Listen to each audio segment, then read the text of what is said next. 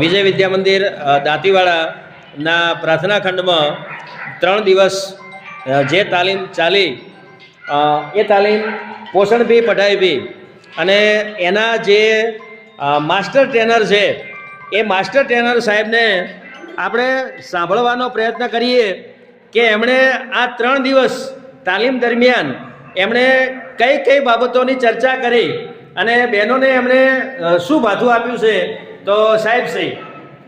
આજની આ જે 3 દિવસીય તાલીમ અહીંયા પોષણ ભી પઢાઈ ભી જે આયોજન કરવામાં આવ્યું તે અંતર્ગત જે સરકારશ્રીનો ઉદ્દેશ છે કે પોષણ અને શિક્ષણ એ બંને સાથે બાળકો મેળવી શકે એ માટે સારું પોષણ મેળવેલ બાળક એ સારું શિક્ષણ મેળવી શકે તે માટેનું અહીંયા 3 દિવસ માટે અલગ અલગ ટ્રેનરો દ્વારા જે બાળકોને આંગણવાડી કક્ષાએ નાસ્તો આપવામાં આવે છે, THR આપવામાં આવે છે, એના ઉપયોગ વિશે સમજણ આપવામાં આવે તો અને